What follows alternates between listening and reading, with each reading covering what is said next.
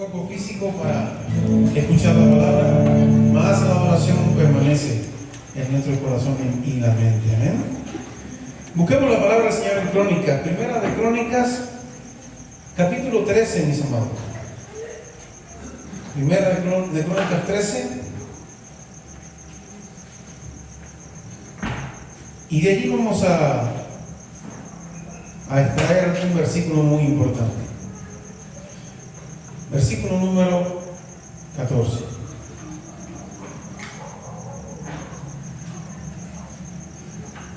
Primera de Crónicas, capítulo 13, versículo 14. ¿Sí? Yo le invito que luego lea el capítulo completo para que usted vea lo que sucedió en este hermoso momento.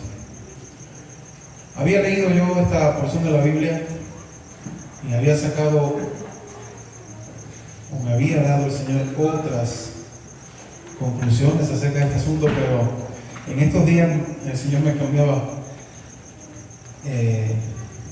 el enfoque. Y es que, mis amados hermanos, querramos o no, hoy en día, todos nosotros acá somos anfitriones de la presencia de Dios. Amén. ¿Queda claro?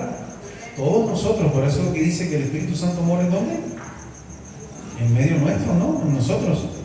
Y entonces nosotros vamos o somos como este hombre del cual vamos a hablar hoy, que dio hospitalidad, cobertura y cuidado a la presencia de Dios mismo. Era algo muy semejante a esto que tenemos acá, donde ponemos nuestras ofrendas, llamado el arca. Y el arca era considerada la presencia de Dios misma, y Dios, con respecto a eso, tenía leyes y aspectos muy importantes que había que obedecer, y de eso se trata. Y de eso se trata toda la historia acá, ¿eh? Desde que David propone, como dice el 13, trasladar el arca a Jerusalén, pasaron cosas increíbles, ¿sí?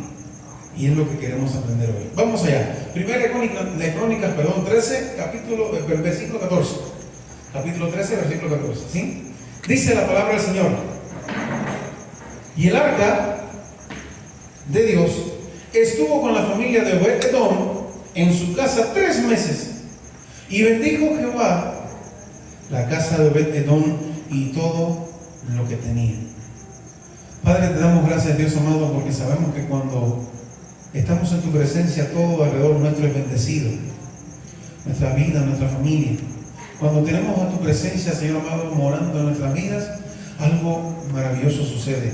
Y de eso queremos aprender hoy. Este hombre de esta hermosa historia que nos compartes hoy, Señor, 3 meses solamente tuvo el arca en casa. Y fue muy, muy bendecido, Dios. Queremos aprender de tu palabra en esta noche, amado Dios. A mí simplemente úsame como instrumento, que es lo que soy para ti. Y amado Dios, que tu iglesia, que tus hijos en esta noche puedan cantar, amado Dios, la idea que me has transmitido. En el nombre de Cristo, yo te doy gracias, Padre, y decimos amén y amén. Anfitriones de su presencia, mis amados. Dios no solamente quiere en nuestras vidas, Dios quiere en nuestra casa, Dios quiere en nuestra familia, Dios quiere en nuestro tiempo, mis amados. Amén. Y esto es lo que sucedía. El arca de Dios estuvo en la familia de Obed-Edom, en su casa 3 meses. Y bendijo Jehová la casa de Obed-Edom y todo lo que tenía. Ahora, si nos vamos a ir un poquito más atrás, y luego se lo voy a compartir, el arca estuvo 20 años en la casa de Abinadab. ¿Y qué sucedió? 20 años, pero el arca en la casa de este hombre estuvo como un objeto más, estuvo en un lugar resguardado, y más nada sucedió. Tenía la mismísima presencia de Dios por 20 años en su casa, este hombre, con su familia, y nada sucedió. Y la palabra misma lo dice, no bendijo la casa de este siervo. Era un levita también. Sin embargo, el arca, cuando sucede algo en el camino, David se asusta mucho y pide guianza a Dios, y Dios le dice: deja el arca en la casa de Obed-Edom. y 3 meses tuvo el arca en la casa de Obed. ¿Y qué sucedió, mis hermanos? Fue bendecida la casa. Vamos allá. Entramos en el pasaje, vamos allá. Le traigo el contexto completo acá. Para que usted entienda, mis amados, cuán importante es que hoy nosotros no tenemos algo simbólico de la presencia de Dios. La presencia de Dios misma está ¿dónde? En nosotros. La presencia de Dios misma está en su iglesia. Amén. Entonces, ¿qué importancia hay que darle hoy también a la presencia de Dios? ¿Sí? Este pasaje, es decir, en este pasaje hay una conexión entre el reinado de Saúl y el reinado de David. ¿Sí? Saúl había sido destituido a causa de la desobediencia. Y al morir Saúl, ¿qué sucedió? Pues David ocupa el trono, es levantado como rey.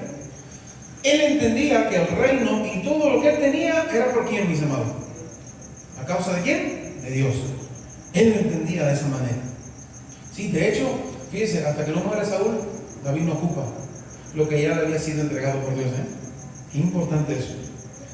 Él entendía eso, él entendía que el reino y todo lo que tenía era dado por el Señor. La primera reforma del rey, ¿qué hizo? Para reformar el pueblo y reformar la desobediencia, en obediencia fue, por supuesto, pues trasladar el arca de la presencia de Dios hasta la casa que él quería construirle al Señor. ¿Sí? Ahora, el arca de la alianza simbolizaba la presencia visible del Dios invisible, ¿cierto? Eso es lo que era. Y en ese tiempo Dios se manifestaba de esa forma, mis amados. Hoy se manifiesta diferente, porque hoy mora en nosotros gracias al hermoso pacto de nuestro Señor Jesús. Hoy Dios mora, hoy no hay velo, hoy no hay lugar santísimo. El lugar santísimo es donde quiera que te tires con el Señor a orar. Ese es el lugar santísimo, mis amados. ¿Amén? ¿Queda claro? Entonces, de esa manera se manifestaba en ese tiempo Dios con su pueblo. Y sin duda para David la presencia de Dios era muy especial e importante.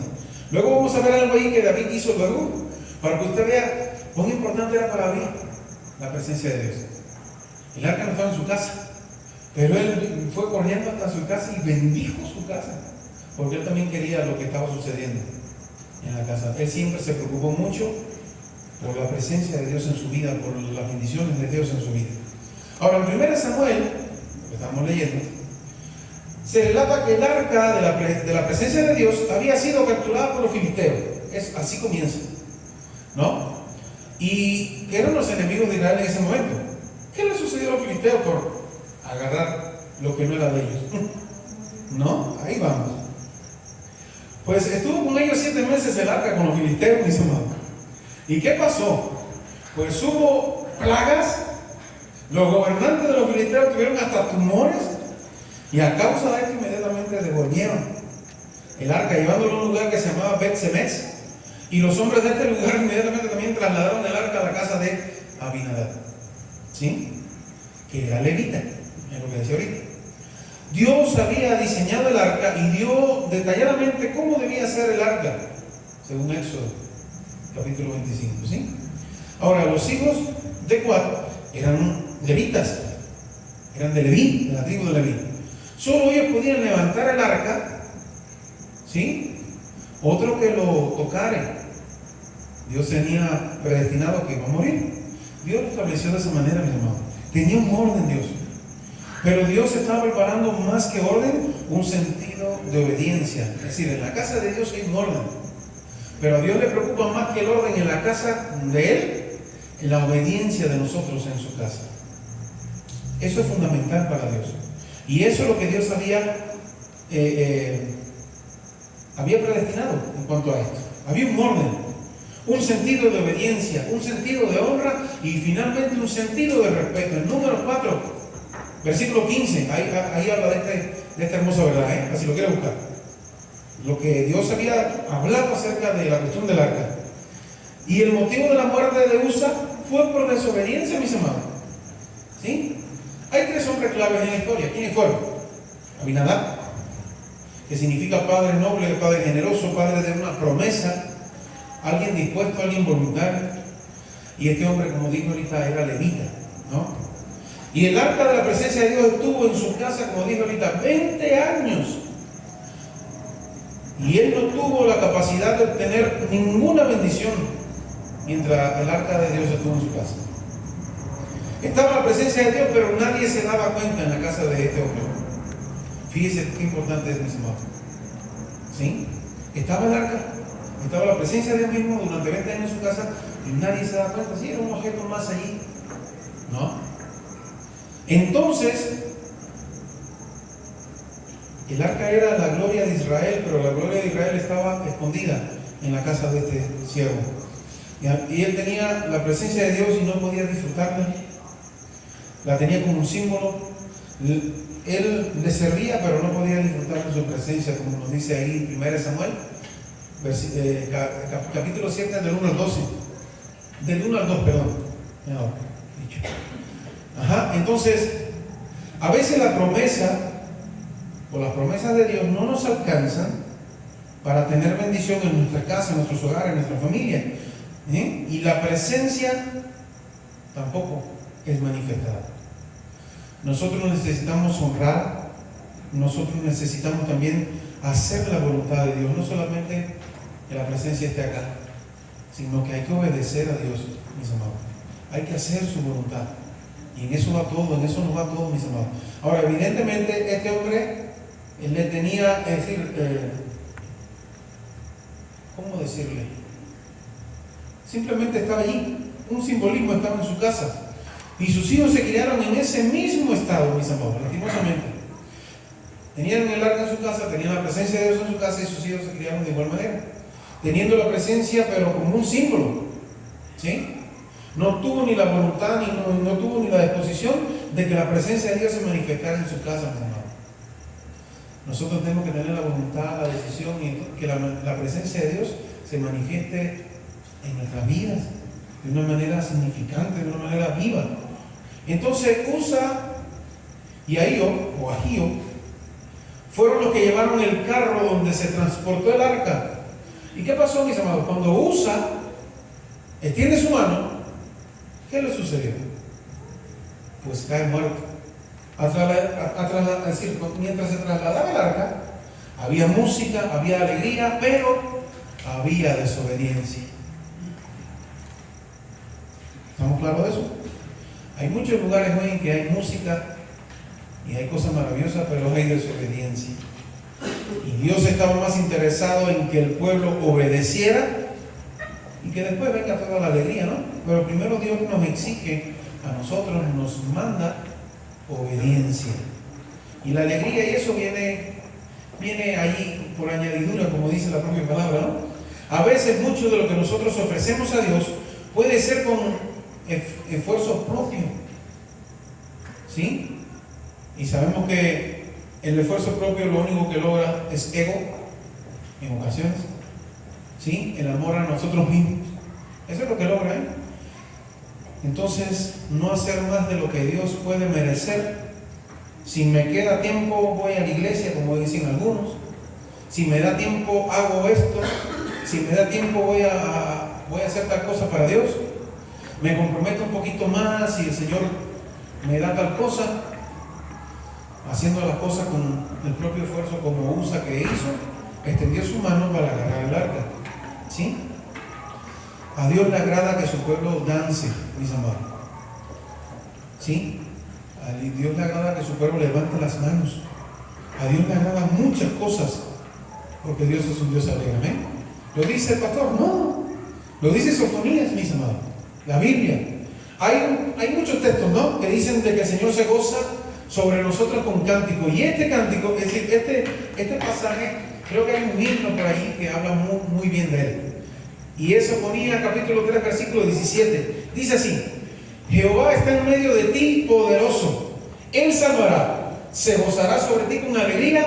Callará de amor. Se regocijará sobre ti con cánticos. Dios es un Dios de alegría, mis amados. ¿Sí? La iglesia no es un lugar para gente con cara de pepinillo. La iglesia es un lugar para gente alegre que sepa todo lo que Dios ha hecho por cada uno de nosotros, y tenemos que estar alegres, porque Dios es un Dios alegre. ¿Amén? ¿Queda claro? Y lo dice la palabra del Señor. Había un cántico que se cantaba en una iglesia en mi pequeña iglesita, cuando yo me convertí.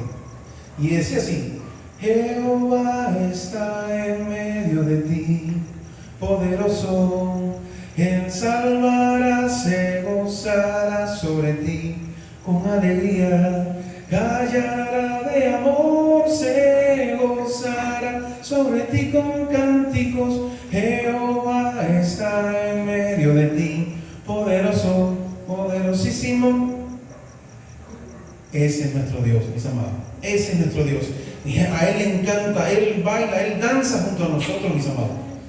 El Espíritu de Dios, que dice la palabra, que se mueve en medio de la alabanza ¿de quién? De su pueblo.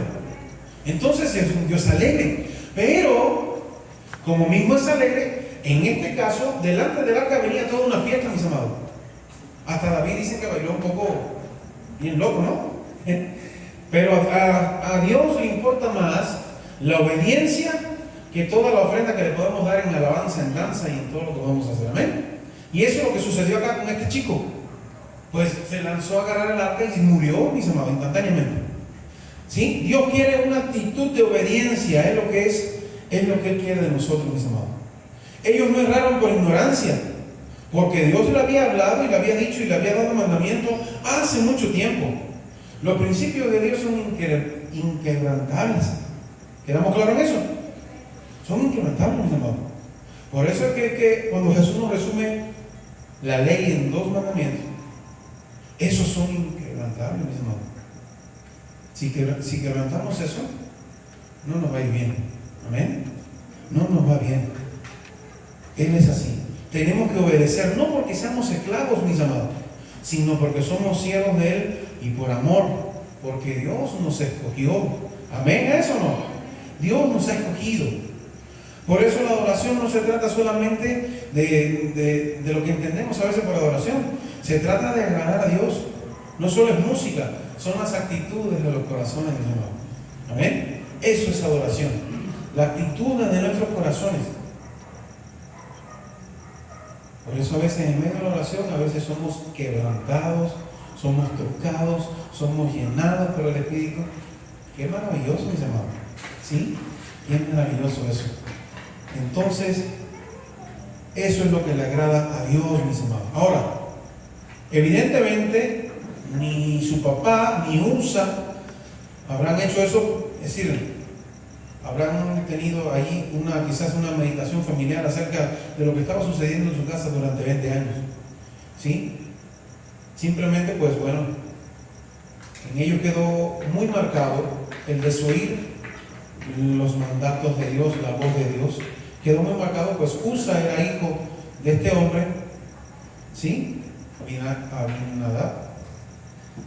Y ya usted sabe lo que sucedió. Ahora, qué tremendo esto. 20 años el arca en casa y nada sucedía. ¿Sí? Ahora, a veces hacemos como los israelitas, ¿no? Iban a la casa de este hombre y de igual manera, mis hermanos, ¿sí? Pedimos a Dios que nos abra los cielos y las puertas, pero estamos en totalmente problemas, mis hermanos. Estamos en problemas, ¿sí? Nunca nos tomamos el tiempo para decirle a Dios, quizás, ¿te gusta mi casa? ¿Qué quieres hacer? ¿O quieres hacer de mi casa tu hogar? David ya tenía en mente hacerle una casa a Dios, ¿sí? Y por eso, bueno, estaba con todo su traslado y todo esto, ¿no? Y con eso, con lo que sucedió, David debe haber aprendido muchísimo. Entonces David reacciona y decide dejar el arca o darle el arca a otra persona. Y él se preguntaba, ¿no? ¿Cómo ha de venir el arca de Jehová? Y en medio de la frustración que sentía, David fue guiado por Dios y ve a un hombre, ¿no? Y decide que el arca vaya a su casa. Este hombre se llamaba Obed-Edom. ¿Sí? Nosotros no elegimos a Dios, Dios nos elige a nosotros. ¿Dice amén o no? Dios te elige a ti. Antes que tú lo pensaras, ya Dios decidió que tú fueses salvo, mis hermanos. ¿Sí? Yo no elegí. Recuerdo que en mi memoria, yo no elegí seguir a Dios. Dios me eligió a mí. Dios movió todos los hilos que tenía que mover para que yo le conociese, mis amados. ¿Sí? Dios lo hizo. Me eligió a mí. eligió mi casa para habitar, mis amados. Y no de vez en cuando, sino una presencia permanente. Y es la que usted y yo tenemos hoy. Presencia permanente de la magnificencia de Dios en nosotros, mis amados. Amén. Contigo, en tu casa, en tu familia. Presencia permanente de Dios. ¿Qué va a buscar Dios? ¿Dónde va a buscar Dios? Ajá. ¿En un lugar de promesa solamente? No. ¿En un lugar voluntario? ¿Dónde va a querer habitar Dios? Obed-Edom, como le digo ahorita, era un levita también. Y estaba preparado y tenía la responsabilidad de servir y de adorar a Dios. Era un hombre que en su corazón, en su espíritu, su familia ya estaba preparada para recibir el arca, mis amados.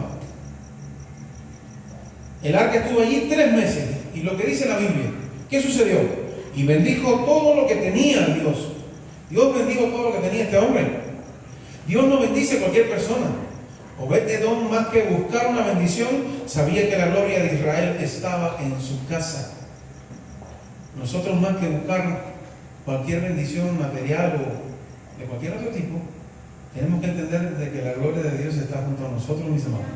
Amén. Tienes que entender eso. Cuando entiendas eso, no, va a haber total libertad, va a haber algo maravilloso, va a haber un gozo inmenso en ti. Porque la mismísima gloria de Dios está en nosotros, morando hasta que el Señor regrese, y de ahí en adelante toda una eternidad, mis amados. Amén. Obed-Edom abrió la puerta a que toda su familia sirviera al Señor. No se quedó él solamente, no, sino que todos sus hijos y todo el mundo, toda la gente en su casa servía a Dios. ¿Sí? Dice la palabra que su generación eran hombres fuertes, robustos, valerosos. Cuando la presencia de Dios está en tu casa, inspiramos a nuestras generaciones. Amén. Si la presencia de Dios es llevada por ti, la presencia de Dios va a inspirar también a las generaciones que vienen detrás de ti. Amén. ¿Queda claro eso? Si yo sirvo a Dios, yo oro a Dios, los hijos lo están viendo. Si yo oro a Dios en la noche, los hijos lo ven. Y al rato van a estar ahí también al lado tuyo, tiraditos allí, orando. Recuerdo que en la iglesia de Dina, al principio, cuando comencé, iba una muchacha con su hijita. Bueno, era un matrimonio, pero siempre iban ellas tempranito. Y la niñita se ponía al lado de la mamá a orar también, mis hermanos. Y yo llegaba de visita, claro, visita de novio, y veía lo que estaba sucediendo, ¿no? Qué tremendo. Estaba su mamá orando y la niñita al lado orando también, mis amados. De eso se trata. Impactan, inspiramos generaciones, inspiramos a los hijos, le damos un legado que va más allá de este mundo, mis amados. Eso es lo que hacemos. ¿Sí? Le entregamos a ellos ese legado. La bendición no es solamente riqueza y es prosperidad. La bendición es la fuerza de trabajar. ¿Dónde? ¿Sí? La bendición es la fuerza para trabajar en mi casa, para que mis hijos amen la presencia de Dios más que al pecado. Y de eso se trata. ¿Amén? De eso se trata. En Crónicas 15, de este mismo, habla de esa hermosa verdad que estamos hablando. 15:21. Ahí está. Ahora, el arca empezó a traer orden. La presencia de Dios comienza a traer orden en su casa. Amén. Cuando está la presencia de Dios verdaderamente, comienza a traer orden. Las cosas en su lugar, en el templo, en la familia. A David no le bastó lo que había recibido. Y es lo que decía ahorita. Fue y bendijo su casa. David decidió que lo que pasara en el pueblo iba a pasar también en su casa. Mis amados, lo que sucede en la iglesia tiene que también pasar en mi hogar. Si la iglesia es bendecida, mi casa tiene que ser bendecida de igual manera, mis amados. Amén.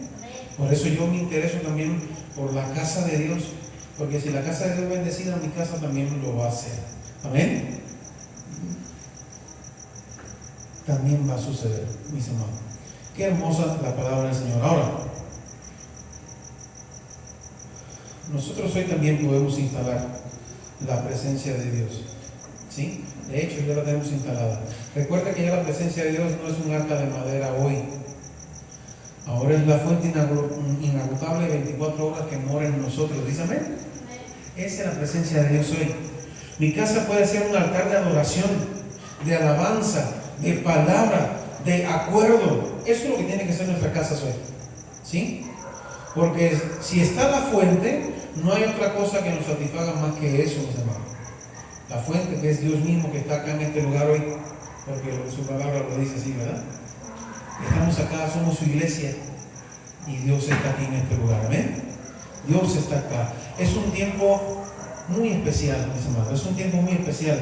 Ahora, recuerde algo. La iglesia es un hogar. Y no sé si usted puede decir amén a eso. La iglesia es un hogar. La iglesia es una familia. La iglesia es un cuerpo. La iglesia es identidad. La iglesia es parte de nuestra identidad porque usted y yo somos hijos de Dios, herederos y coherederos con Cristo. ¿Dice amén? Entonces, hay algo que te quiero decir. Dios viene a buscar a su novia, mis amados. Dios viene a buscar a su iglesia. Dios la viene a buscar. Dios viene a buscar a su cuerpo. Y todas estas cosas no son, es decir, todas estas cosas son muy importantes hoy. Que entendamos eso. Que entendamos que hoy la gloria de Dios está en nuestros hogares. Hoy la presencia de Dios está en ti y en mí. Y eso es algo muy, muy importante, mis amados. No queremos terminar como la familia de este siervo levita. Queremos terminar como Obed-Edom. Y que la presencia de Dios se manifieste en nuestros hogares, en nuestra familia. Que la presencia de Dios, por consecuencia, todo lo que tenemos va a ser bendecido, mis amados. Y va a ser multiplicado. Y no es porque, por la doctrina de la prosperidad, no. Es porque cuando está Dios en el asunto, cuando esté Dios en el lugar, Dios nos sustenta conforme a sus riquezas en gloria en Cristo Jesús. Amén. Así es como funciona. Así sí funciona bien. Una generación hoy por hoy que necesita renovar. Una generación hoy que necesita hacer reformas. ¿Sí? Pero nunca vamos a lograr hacer reformas si no comenzamos a ver una reforma en nuestra vida personal, en nuestra vida familiar. ¿Sí? Estamos hoy, mis amados. Tenemos que unirnos para crear realmente un verdadero avivamiento que comience desde donde, como siempre digo, mis amados. El avivamiento no va a comenzar porque venga alguien y dé 4 saltos y ese es el avivamiento. No, el avivamiento va a comenzar allí, en esa partecita de tu cuarto, de tu habitación, donde comienzas a orar a Dios y Dios se derrama de una manera muy especial. Y Dios se derrama en tu matrimonio, Dios se derrama en la familia y finalmente Dios se derrama en la iglesia. Así funciona, ese es avivamiento. Y el Señor lo va a dar a su iglesia, mis amados. Nosotros, la responsabilidad que tenemos, Él la va a entregar. Eso está asegurado. Amén. Él va a entregar su avivamiento. Él va a entregar las bendiciones que Él va a dar. Ahora nosotros tenemos la responsabilidad de buscarla cada día. Amén. Pongámonos en pie en esta hora, mis amados, y vamos a orar.